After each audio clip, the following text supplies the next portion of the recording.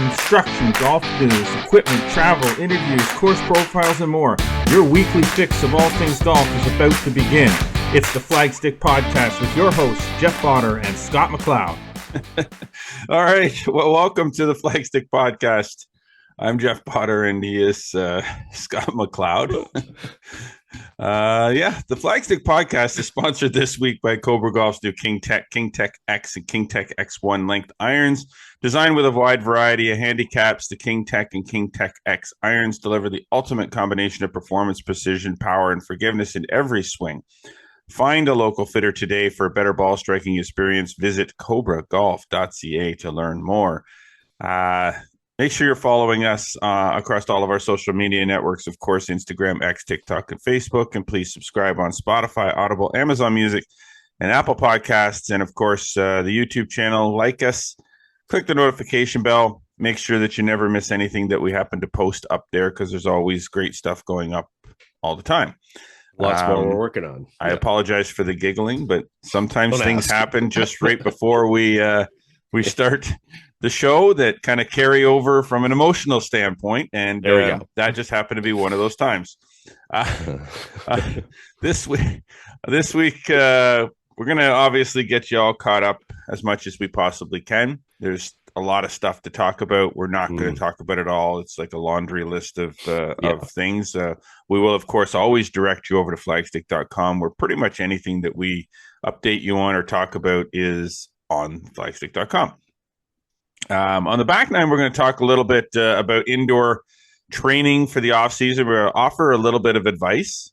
Take it for what it's worth. Listen to it. Don't listen to it. It's up to you, really. I think it'll be good advice and worth listening to. So there you go. He says it's going to be good advice and worth listening to. So he's never lied to me before. There you go. So I think it's going to be good. All right. So let's get going on the front nine, presented by Metcalf Golf Club, a natural setting, a pleasant challenge. Metcalf Golf Club's Black Friday sale will run from November 26th to December 2nd. So that's coming up. Perfect for Christmas gifts, great deals, twosomes, foursomes, and more delivered right to your inbox. Visit metcalfgolf.com to make that happen. All right. Well, like the David Letterman show. Get your pen. My Saturday Night Live, my weekend review. Okay. On the front nine, charity news. Yeah, you got it. Third annual Chip In for Chio, under the operation of Matt and Dana Robinson's daughters, Catherine and Christina, was held on the Green Family Golf Center in Manotick, October 18th. The final tally is in. Yes. And they raised $33,296. Wow, that's they're going to be working very closely with Chio to allocate those funds. That's pretty phenomenal. Right there. So Matt and Dana ran this for years when he was at Rideau, and then basically what happened when they moved on over to the taking over on the Green Family Golf Center, and their daughters who benefited greatly from the Chio Foundation, and when they were young, they decided to take it over, and these young ladies are running it now, and to raise $33,296, pretty good. It is. I like seeing stuff like that. Yeah, it's fun. It's sometimes it's not the big, huge, massive charity events that the ones that get all the major media attention. Sometimes a lot of these, and this is not small by any means. No. Let's be clear about that. Let's say smallers. Yeah. Smaller, maybe a little less mainstream, as far as the fact that people knowing that it's going on. But this is really great stuff right here. It really is. Yeah. And for people, if they were listening to the show and they have events that are happening and like this, let us know about them. I mean, we're happy to give them coverage. We think it's an important aspect of golf. I mean, golf gives back is a hashtag that I started years ago as far as related to charity events. And we love to hear about this and how people are using golf to benefit other elements of our world. It's this kind of stuff that is, the biggest reason why I started this Mhm. whole Flagstick thing in the first place. Yeah, for Was sure. was because there was plenty of discussion about everything that went on in the Product placement. plenty of discussion about the mainstream stuff, the Yeah. discussions, but when we talked about the local and the regional things, the things that go a little under the radar but Mhm. that are really big, Mhm. that's why I started it. I mean, Yep.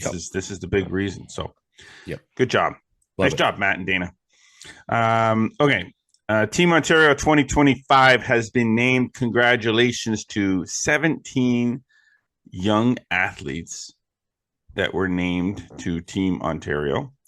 Congratulations, of course, to all. A special nod to the four golfers that are a little more local to us: Chase Jerome, Bode Stephen, Avery Nordman, Amelia McFarland, who were also named as part of that team. So good for them. Yeah. Nice to see. It's that sort of the next generation part of that stream where, many of those athletes will potentially go on to Team Canada Next Gen or Team Canada. They're kind of in the pipeline. They're identified. They'll get the advantage of working with Golf Ontario, have some opportunities for some extra coaching, some extra events that they'll get to, and hopefully that will kind of aid their development as they move on to other parts of their career. Bigger and better things. You got it. Bigger, Avery better things. actually, one of the ones obviously being last week for the NLI signing. She signed to go to Longwood University. So, yeah, she's one of those young talents, and I'm sure the three other ones here will probably follow once they start to look at schools and start to make some choices. I'm sure they'll be of interest to some university, whether in Canada or the United States. Cool. So crazy how many kids from around here are going to school in the like U.S. schools. Um, Yeah, I it's mean we've got a lot, and we track them. If people want to go to our website, we try to post as many of the national letter of intent signings as possible. And the Canadian programs are growing as well, especially the ones out west. Simon Fraser, UBC. Um, there's some issues currently with some shrinking teams and things in the U.S., so we might see some more kids stay kind of in the states, but or in Canada. But certainly there's a lot of young talent, and they're using their golf skills to kind of aid them in their academic career. They're not necessarily going to be turning pro, but if they can further their education and maybe help the parents out a little bit as far as their investment in their education by getting scholarships, and then that's great. And you're right, there's just more than ever, and it's nice to see. for sure. All right, LPGA Tour news. CME Group Tour Championship is going on this week in Florida. It's kind of the culmination of the entire LPGA Tour season this week. The tour announced that CME has signed an extension for their sponsorship right through 2027. So that's pretty exciting. Yeah, good for them. The 2024 edition of the Tour Championship will feature an enhanced purse of $11 million. Yeah. Which is crazy good, including a historic $4 million first place prize. That's the largest single prize in the history of women's golf. The runner up will receive $1 million. So lots of incentive to win the CME Group Tour Championship this week in Florida. 4 million reasons to win. Yeah, big time. Yeah. Now, Brooke Henderson, because people will ask, of course, heads into this week the Tour Championship in 14th place in the CME Globe points list. She does not have a win yet in 2024, so that means that maybe she's poised and ready to make that happen. It is her only winless season on her in her PGA Tour career. LPGA or LPGA Tour. You just said PGA Tour. Yeah, well, PGA Tour. Well, she is winless on the PGA Tour. Yeah, she's historically winless on the PGA Tour. It's which I don't get too. I mean, I don't get too alarmed about that. I mean, maybe in Brooke's mind, it's like, oh, I want to win. They all want to win. They all want to win every week that they tee it up. But I don't get too alarmed by that, just because of the fact that the way that these professional tours are now, whether it's the PGA Tour or the LPGA Tour, there is so much talent, and that there is, there may be the Scotty Schefflers, the Nelly Cordas that have these extraordinary seasons, but then once you drop below sort of the top two or three players, then it's like it's just basically like they're all in a big bowl. Yeah, Like a well, bowl of mini wheats. you start to think about Yeah. it. I mean, yeah, but anyways, I mean, Brooke's heading in. I think this is her 10th. Well, it'll be her 10th full season, I think, next year. But if you start to think about that, if somebody plays, 10 years or 15 years on a professional tour, normally if they get 2 or 3 wins, it's a pretty significant as far as Sure a it player. is. There's a lot of people that go through their careers with maybe, with kind of 1 win. So the fact that she's got 13 already definitely doesn't make me panic, and nor should it. I mean, not everybody's going to do what No, she's Nellie's got doing. two majors, right? Yeah, and Yeah, not two everybody's going to majors. do what Nellie's doing, and she's won 7 times this year. I mean, that's pretty wild to think about it. That's the most by an American in 34 years. So in a single season, that's just it's an anomaly. It's an outlier, and I think Brooke is ready to bust out here, and she's close to home as well. This is in Tiburon. She has a place not far away, so this is nice for her. She can probably be a little bit more relaxed, a little bit more comfortable, and who knows how she'll perform here. She's played well at this event in the past. There you go.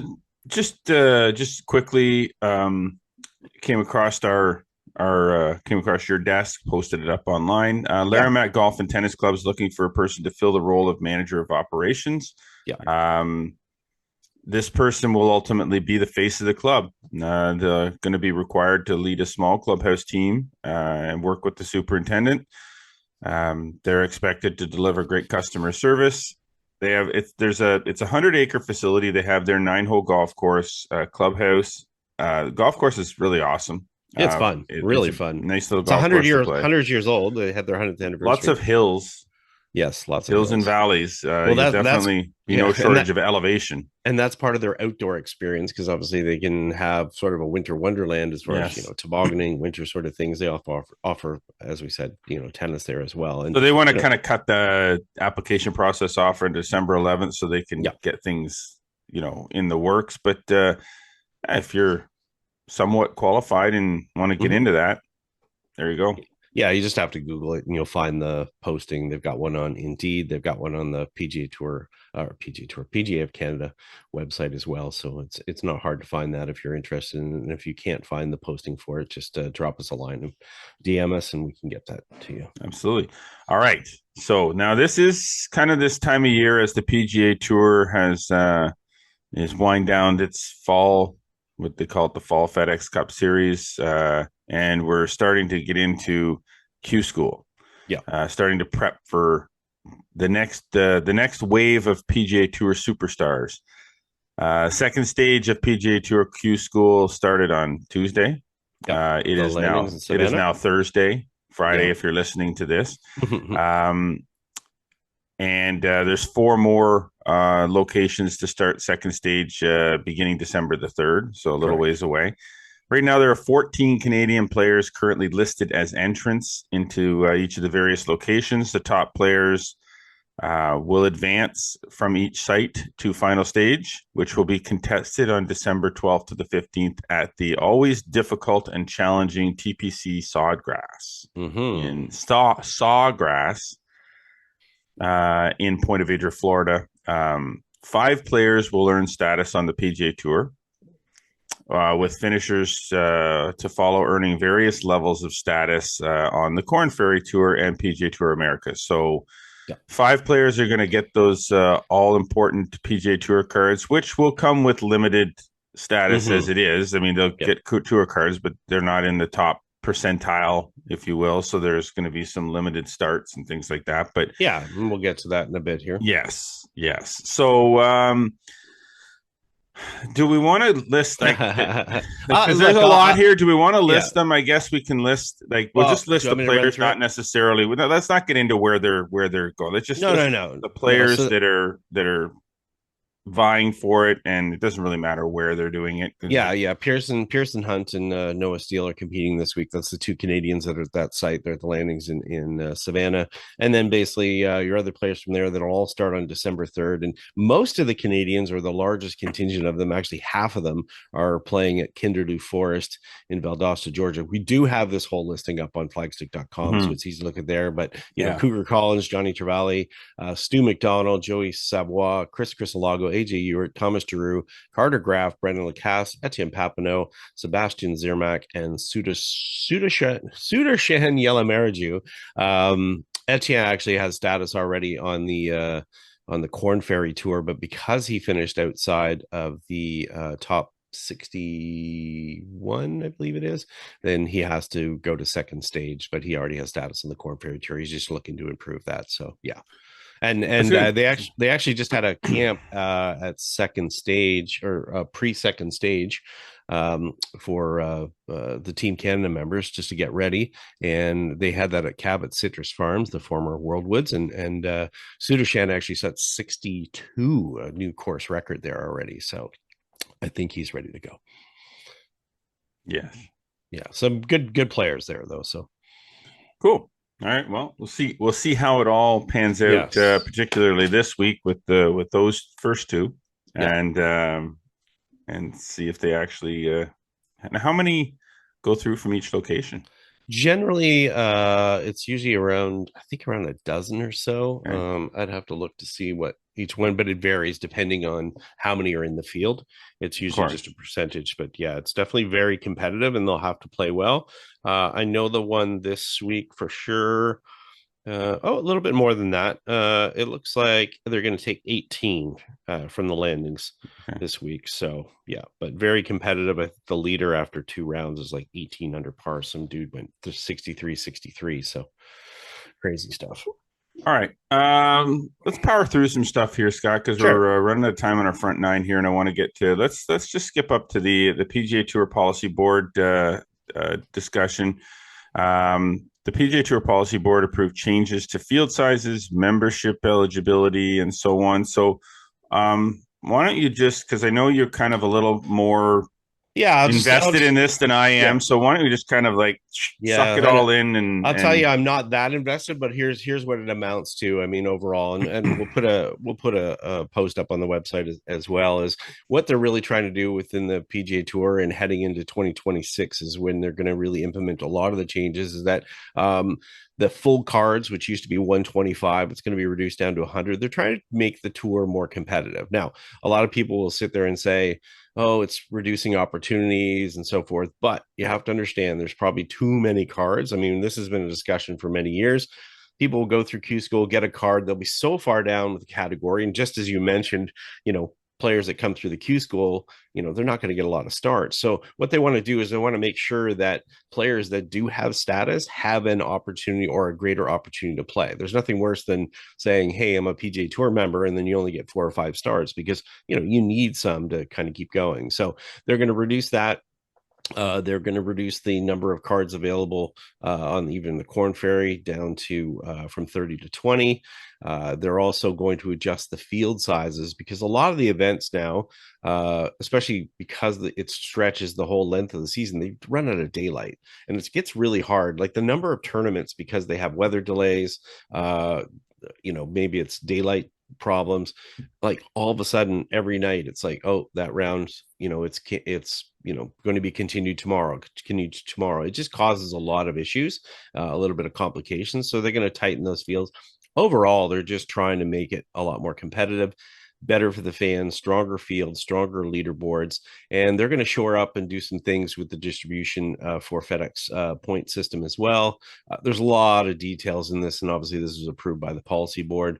A lot of things that are going to happen within the schedule and so forth. But yeah, I'll get a post up on flagstick.com and people can look at it. But what are your thoughts as far as maybe those fewer cards available in smaller field sizes? Any thoughts? I mean,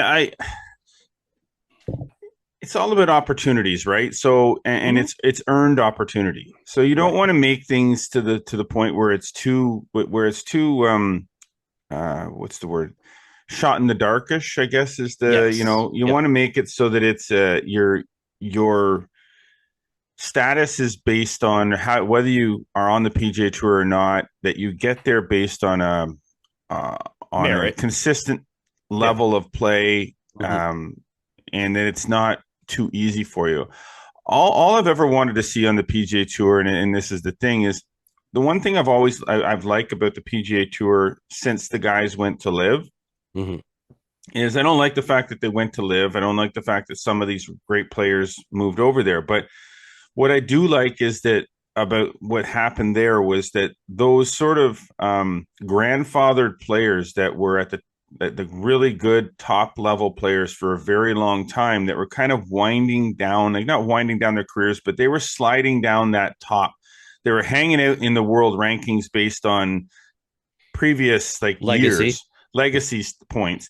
And when those guys shipped out, and some of these Corn Ferric guys and lower status PGA Tour guys started to come up, now you start to see some of those guys that were not on the PGA Tour or weren't getting starts, getting more starts, and you start to see their names rise up there in the world rankings. And that's the one thing I like about it is like you kind of start to push out.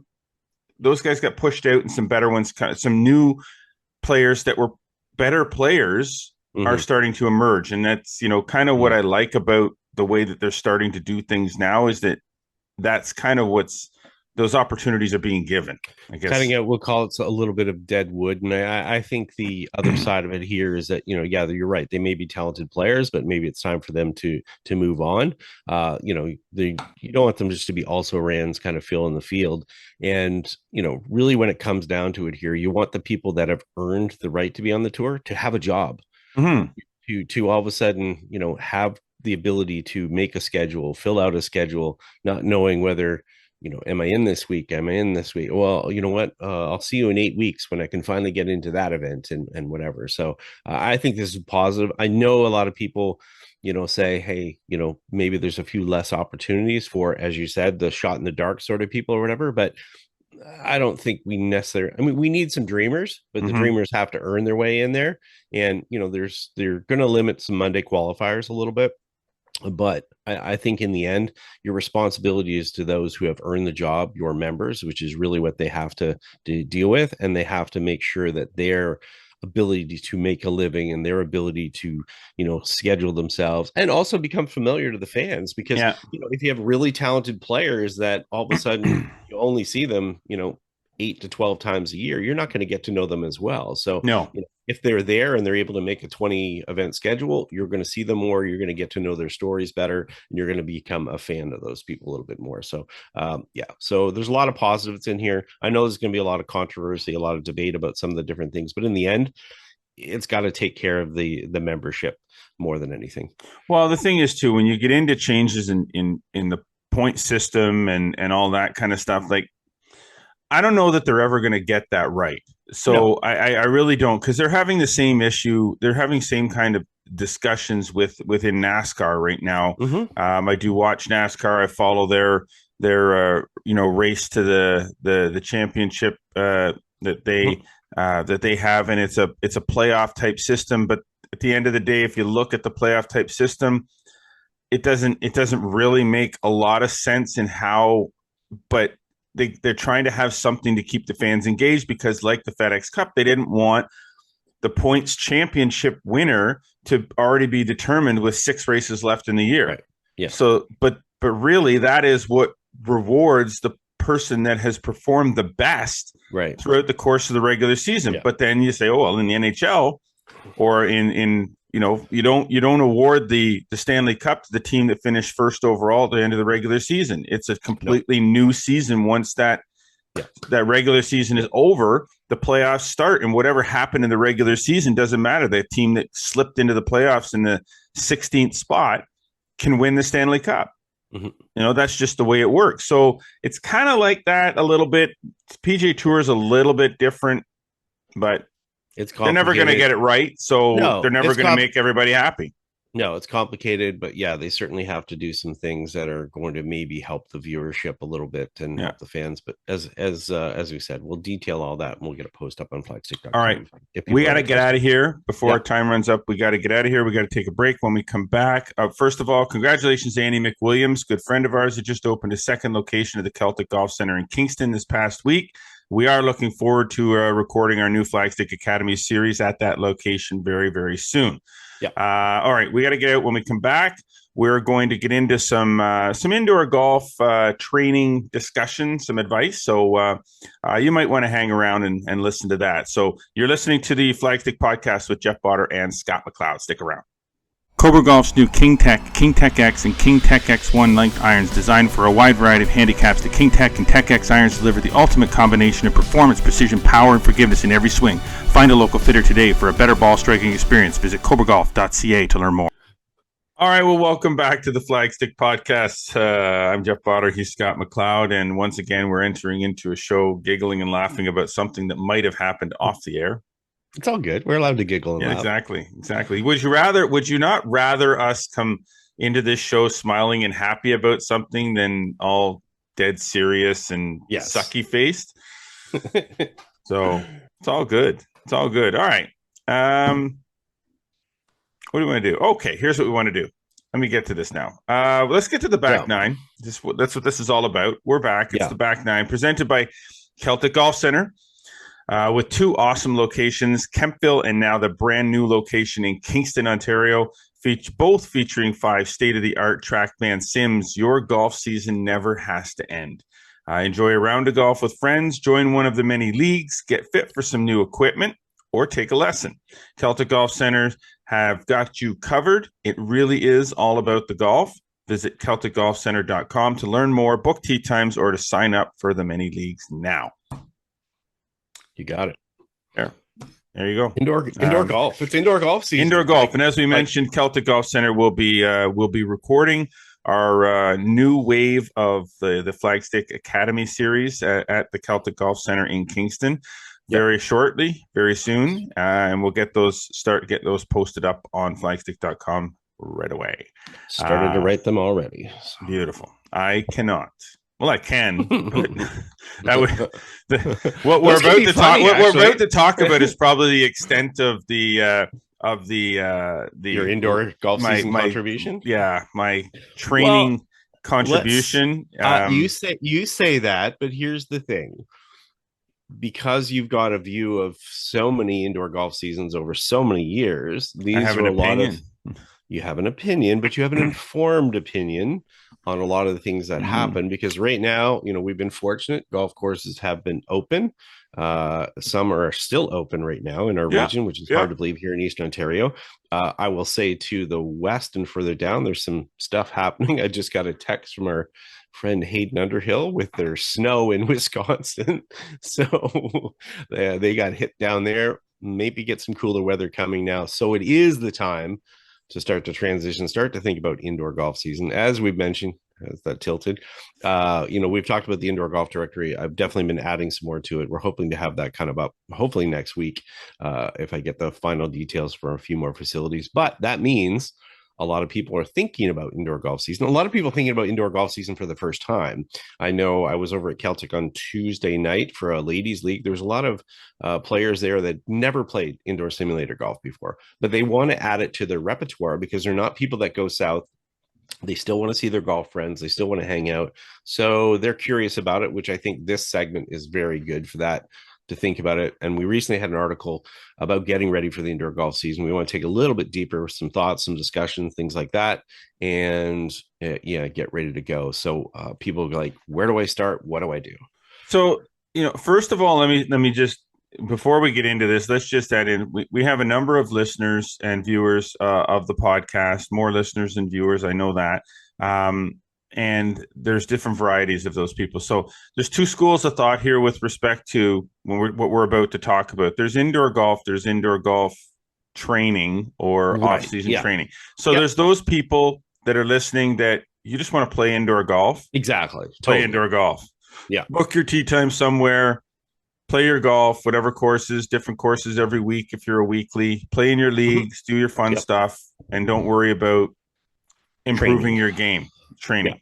Then there's the other side of that where people use the indoor golf as combination of that playing and using this simulator time inside to actually improve their golf game. Whether it's their swings, whether it's their short games, like there is ways of doing all of this stuff. So as I said, there's a few considerations to help you get the most out of your training season. So first off, right off the bat, is before you even start any kind of a training program, and it's not just golf, but we're talking No, about and golf, you but can, any kind of training yeah, program you is, can relate this totally back to your hockey oh, training, and this, 100%, and this. I mean, 100%. this this is totally interchangeable, really, in most cases. Exactly. The Yeah, very first thing is assess, assess, yeah, assess, assess. yeah, Is you have to start off um, your off season by considering what your current game is like, yeah. and what your areas that you need most improvement in are, so that you can put together the best possible plan for yourself or with your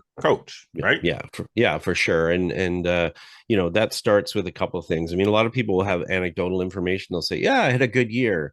Oh, I did this, I did that." But a lot of them don't keep stats. Some do. We're seeing more and more keep stats now. And I know I asked that of a college university players or whatever. But more people now are using apps, and maybe it's the Golf Canada app, maybe it's Grint, and there's lots of different ones. Decade, Up Game, lots of different things. So that's where you really want to start if you have that, or if you don't have those stats, start to write down some different things. Look through your game. That's where you want to start to really identify kind of what your weaknesses are and what your strengths are, and then maybe that will start to give you some guidance as far as starting to make a plan, whether that's with a coach or even for yourself, Mm-hmm. so that you're not wasting time and that you're putting that in the right spots, or putting your attention in the right spots. I mean, maybe you're an LPGA Tour level player off the tee as far as fairways in regulation. Well, maybe you need to hit it further, though. Maybe that part's fine, and you're like, okay, I need to work on some other things in your game. So Mm-hmm. that's really what you want to do to start, is to really have solid statistics or information that's actually quantifiable, so that you can look at to change. And again, that would be the same in any other sport. We want to look at actual stats, things that can inform you about what you need to work on next. So Yeah, yeah. exactly. And physically, you have to be sure too, like as you're going into your off season, are you physically healthy and ready to do something over the winter? Are you Mm-hmm. suffering from any lingering injuries or something that's come up recently that might inhibit you from being able to work on, maybe you're trying to work on your shoulder turn and you've got an issue with your shoulder or your back. Well, that's going Yeah. to inhibit you from working on specific things that are going to help you with your shoulder turn, whether that's to help you increase your distance or your accuracy or whatever the case may be. So you have to kind Yeah. of assess all of these things before you put together whatever your plan is, or whether you sit down with your golf coach, Mm-hmm. your PGA pro, and come up with your training plan for the off season. Is get that Yeah. stuff. Okay, do your grips deal need like deal with it. do your grips Yeah, I need to know, be replaced? Like all of this stuff, right? yeah, those injuries, you want to deal with that and make sure you're healthy first, as opposed to just going into Mm-hmm. another regimen. And it'd be no different than any other sports. I mean, it's nice that you have to get it started and you want to get it started, but if you're not physically in the condition to do that, so take care of those injuries. Maybe it shortens your indoor season, but you've got to be healthy first to be ready kind of for the next phase. Otherwise, you're just going to be injured the whole time or Yeah, whatever. So, exactly, and yeah, exactly. you're about to get to it there and talking about equipment Well, equipment, and yeah, like it's a perfect yeah. time to assess the equipment that you have too before you even get started. Do you have even the right clubs in your bag to Mm, do what it is that you want to, or accomplish what it is you want to accomplish? Are your clubs too short? Is the shaft in your driver the right shaft? Are your irons, are the lie angles the right lie angles or the wrong lie angles? Like all of these things affect the flight of the ball, mm-hmm. whether you're hitting it with a good swing or whether you're hitting it with a bad swing. Yeah, It all affects what happens to your shot. So now is the perfect time where you're not going out on the golf course and spending 18 holes walking around worrying about your score. You've got an indoor facility. You're going to have a driving range component to your sim if you want. Be able to assess the equipment that you have with somebody who may know something about it, yeah, and figure out, okay, what I have is workable. I don't need to change my equipment. I can get down to business. Or, oh man, this is just all over the place. These aren't right for me. I've got to get this figured out before I start working on my swing. yeah. Especially we're talking about a season later, so Yeah. things may have changed. You may have added speed. Maybe your irons, maybe something got damaged during the season. Maybe you've developed some clear, you know, gaps in things like yardages, where you're like, man, I'm playing at a different golf course now. Maybe adding something like a 7-wood might be more beneficial. My golf course has changed. My process of how I'm playing the golf course has changed. That's something to take into account too. Your equipment may be perfectly serviceable, but it may not be suitable for you to maximize your scoring. And again, we go back to the stats. Those stats might belie and show the gaps that you've got in your game. And as you said, is it the right time to do it? There's no consequences as far as from a playing perspective right at this point. So it's a perfect time to look at that, deal with that. You've got time to, sometimes if you look at things like a custom putter, it might take time for that to get repaired, or a new grip, because it has to go back to the manufacturer or sit in the shop for a while or whatever. There's no pressure. You don't need to play the next day. Mm-hmm. So this is the time you want to do that. Not all of a sudden come April and you want to get out and play, and then also be trying to do that when everybody else is trying to do it, which makes it harder to get done. So if you can get ahead of it now, chances are you're going to be in a much better position to order product, have a stock availability, things like that. So yeah. Okay. All right. Moving on from that, then the next thing that we want to look at is finding a guide. Yeah. I mean, this as well. I mean, when people are looking for performance aspects from a hockey perspective, and we'll continue to use that analogy here because it's relatable to you, but it's also relatable to a lot of people here. You're not always doing that by yourself. You need the expert help of a professional coach to be part of that training regimen. So, you've got to go, okay, we've got to find one of those. Well, that's not always an easy thing, and a lot of people have questions about how that process they go about it. So and really, that professional coach is great because it saves you. And I know we're in an era now where there's endless amounts of information online, but why waste your time going down a rabbit hole assessing yourself? We don't want to be the WebMD of golf going, oh, maybe that applies to me. Maybe that applies to me. Why not get an expert opinion? Save yourself time, money, effort, so that you can get started right away, as opposed to guessing, what you need to be better. Otherwise, you're just going to go down a rabbit hole for sure. Well, it doesn't mean that because you find someone that can help you from an assessment point of view that you have to work with that person every single week and you have to pay. No, it's not the case. It's you may have to pay somebody something to perform an initial assessment. Sure. But then beyond that, they can help you with that initial assessment, help you put together a plan that you can work on your own. And then you can check back in with that person, every few weeks over the off season to just say, hey, can we book a time to just have a look at what I've been working on, and then they can reassess at that point. It doesn't have to be an ongoing weekly thing where you're shelling out hundreds of dollars every week for a coach. Yeah.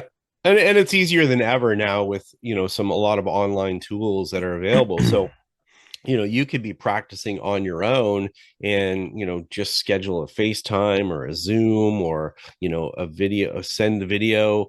There's lots of different ways to check in, but yeah, I mean, it's just to make sure you're on the right track more than anything. And as you said, you don't need to be sitting in a simulator with an hour with a professional coach every single day, racking up tons. It's just somebody to provide some guidance more than anything. Somebody who can actually identify kind of your most pressing needs. And I think that's the problem for a lot of people, is that they start to deal with little things that they think are important and they end up just wasting time. And if you can sit there and assess a person right away and find the weakest part of their game, hey, and maybe that's the only thing you work on all winter long. Yeah. Maybe if you look and you see, man, my putting, it's really weak from this aspect of it. Maybe you put all your time and effort all winter long into that aspect of it. You're not going to fix everything. That's just, you're not going to go from 0 to 100 right away. So, but at least they can guide you towards the way that, would be best for your game. I mean, hockey, maybe you're a poor skater, maybe your stick handling's weak, maybe there's a particular aspect of those. But if you can put the time and the effort into the particular skill that you need to improve, then you're going to be better no matter what. Yep, exactly. Okay. So the next thing that you want to be looking for is some place to do all of this. So once you've assessed where things are at, You found somebody who can take a look, help put a plan together for you of things that you can do to focus on the things that you've assessed that need to be done. Then you need to find a place to do all of this. And honestly, in the old days, I would say that would be, oh my gosh, looking for an indoor golf school where you can hit balls into a net and all this stuff. I mean, this is not hard to do now. This is about as easy as it gets. There are indoor facilities with high level golf simulator systems. I don't think that you'll have a whole lot of trouble finding someplace. Now, finding a place that has a reputable simulator setup, with somebody there that might be able to, fit into your coaching part of it, like finding your facility. It's like finding your own golf club. You find the course you want to be a member at, the facilities that suit you, the people around to play with. Maybe you like the head pro from a teaching standpoint, someone that you can see on a regular basis at your club. It could be at your own club. Yeah, exactly. Because a lot of golf clubs, like Falcon Ridge has, they have theirs. The Canadian, I know, does their simulators inside. I think Renfrew does it as well. Stonebridge, Renfrew, Royal Ottawa. A lot of golf clubs have simulators, whether they're TrackMan sims, whether they're Flight Scope sims, whether they're so maybe you can continue to work with your own coach that you already have, right? If not, there's like Celtic Golf Center in Kingston now, 5 simulators, including a coaching room. I believe they have there too. I think he has a coaching room here in Kemptville as well. Like there's so much of it available now, that I don't think it's that much of a difficult task to find someplace. No, and it will usually lead you, we're talking about finding a coach. Well, finding a facility will often lead you to the coaches as well, because they're obviously going to hang out there. The ones that are doing the indoor coaching and training, they're usually affiliated. So maybe we'll find you. But as we said, though, you better get to that sooner than later, because the demand, just like equipment demands and so forth, get bigger once we get past that, turn of the calendar for the year. And so if you want to kind of work with a coach or get to a facility, whatever, you want to do that earlier and later. And, I have big advice here as far as from the coaching and stuff like that. One thing I will say, and it's consistent within, all the other PGA Canada pros that I talk to or whatever, people don't ask enough questions about the staff or people they're going to work with, right? If you want to find a good coach, somebody that's in line with your thoughts and your process and what you want, ask questions. Don't be afraid. Find out what their background is. Maybe you have a tie through other sports or whatever, a common ground, things that you help with the discussion. It's like a communication sort of thing or whatever. You don't want to go to a place where you don't feel comfortable. You want to find somebody you're comfortable with. So ask lots of questions about their background. The pros or the coaches should be open about discussing this. They should be willing to talk about their education, their training, kind of their philosophies, and see if that matches what you want to do. Not every coach is going to work with every student. Not every student is going to work with every coach. You got to find the one that's right for you from a guidance standpoint. But as you said, it's easier to find the facilities, and there's a range of indoor facilities. So it's finding all the amenities within that are important to you. Some offer practice time beyond coaching. Some have memberships. Again, you got to fit that obviously within your budget and stuff as well. Now the other thing to take into account, so once you want to get started on all this stuff, is when you're looking at the facility too, take a look at things like indoor, training facilities as well. So like some are a little more expanded beyond just the golf, and that they actually have places that you can do some exercising, some working out, some things like that, which if you're really serious about your game, that's kind of a component that I think you really need to. I encourage, the players that I work with on the ice, I encourage them to even inside the hockey season to work on more of the stretching and the agility work off ice, as opposed to the strength training. Because they're not just a hockey player, they're an athlete. Yes. Right? So in the off season for a hockey player, and thus for a golfer too, in the off season, they're working a lot on strength, like heavy lifting, getting their muscles bigger, stronger. And golf is kind of the similar thing. If you need to get stronger, that's the time to work on getting, building muscle, lifting weights, getting stronger. Yeah. In season, golfers like hockey players in season are focused more on staying loose, doing yoga, stretching, things like that. So that's something to consider when you're looking at a facility as well. So remember that any of this stuff, making changes to anything in your golf game, your whether it's your technique or your fitness, it takes time. Yeah, it does. So also don't expect that you're just going to go, okay, I'm going to work on trying to hit it farther. And you're going to go out there with, you're going to get your assessments, you've got your plan, you've got your drills, and you go and you do your drills. And after a week of, a couple times a week of working on it, you're like, Tour. My gosh, I've been doing this for a week. I'm still only hitting it the same distance. It does not. You're going to get the head shake. You're going to get the head. You're going to the head down head shake. Like seriously, man. It takes time. It takes weeks very much to make major changes to the effect of the things that you're working on. And only if you're actually working on them. So this happens in season all the time. So don't let it happen in the off season when you have the opportunity to not let it happen. In season, I see this all the time with golfers. They go take lessons. They work with a pro. The pro does the whole TrackMan thing, the video assessment. Here's what you need to work. They do the drills with the pro on the driving range. And then the next day they go to the golf course and go play. And they try to institute the things that they worked on with the pro the day before. And guess what? Oh my gosh, they're chunking it. They're topping it. It's not working. So they immediately drop back into what they're comfortable with, which is wrong. Yeah. And they get through their round of golf and shoot their 75, and they're like, wow, I guess that just didn't work. Yeah. Why? Because you gave it how much of a chance? You don't take a lesson and work on your game with a pro, and then the very next time you're golfing is you're playing in a tournament or a round of golf with your buddies. Like schedule that stuff accordingly to give yourself a few days to work on what you've been doing. Oh, at least, because it's a little bit crazy to. I mean, it takes a long time to change a movement pattern for people, and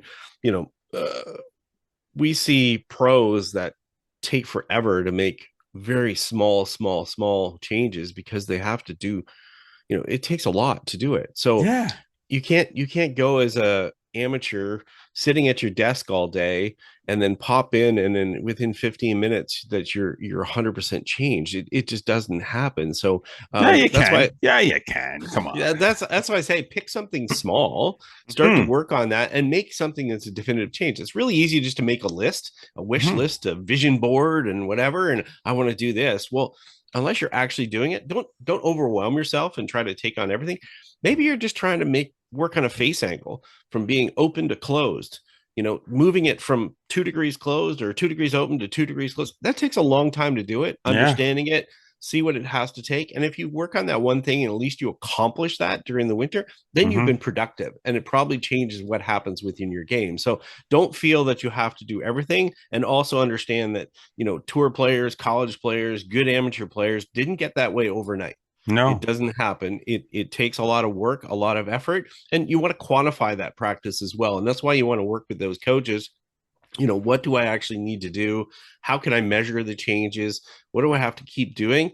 I know tour players that have worked on the same drill for 10 years in their games, 10 years. Mm-hmm.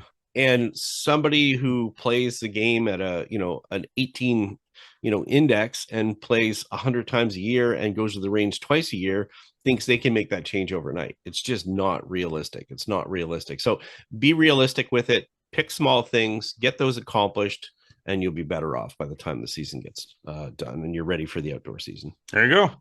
All right. I think that's a good place to leave it off. Yeah, I like it. I like the little phrase: think big, start small, act now. Act now. Yeah. I like that. Yeah. All right. Well, there you have it, folks.